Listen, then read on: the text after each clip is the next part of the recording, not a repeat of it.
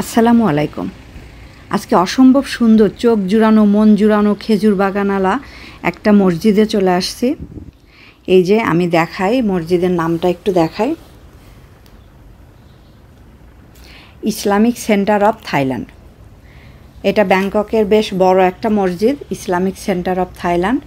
তো এখানে আসছি, এই যে সামনে মসজিদটা, পাশে অনেক বড় একটা খেজুর বাগান, সুন্দর, খুবই সুন্দর লাগে দেখতে।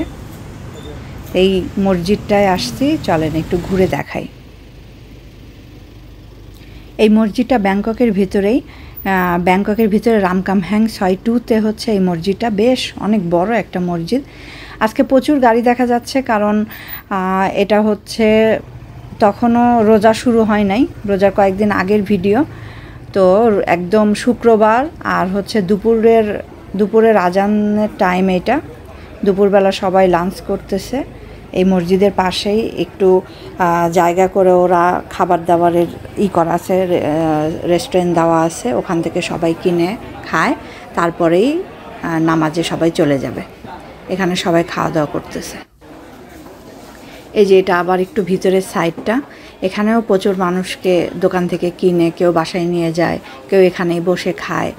আর এখানে তো মেয়েরা সবাই মসজিদে আসতে পারে, তো মেয়েরা এখানে খাওয়া দাওয়া করে তারপরে মসজিদে নামাজটা পড়ে নেবে।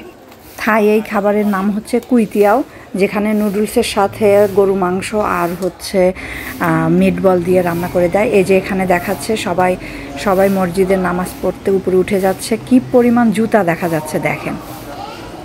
আর মসজিদের ভিতরে জায়গা না হওয়ার কারণে সবাই বাইরেই চলে আসে, বাইরেই সবাই নামাজে দাঁড়ায় গেছে।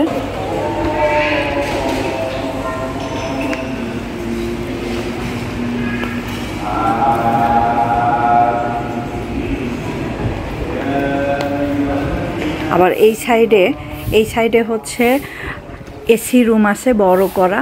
এই এসি বড় রুমটাতে আবার সব মেয়েরা নামাজ পড়তেছে। উপরেও কিন্তু মেয়েরা নামাজ পড়ে, উপরেও আছে একটা সাইড করা আছে যেখানে মেয়েরা নামাজ পড়তেছে। আবার এখানেও এসি রুমের মধ্যে মেয়েরা নামাজে দাঁড়ায় গেছে। এই যে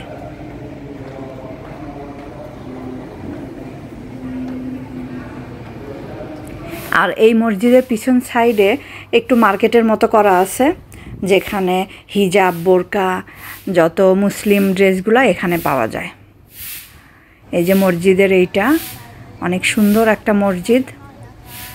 একটু মসজিদের উপরে উঠে দেখাই আপনাদের।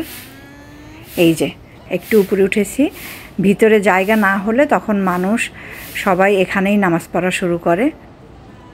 অনেক সুন্দর একটা মসজিদ। আল্লাহ হাফেজ, আসসালামু আলাইকুম সবাইকে।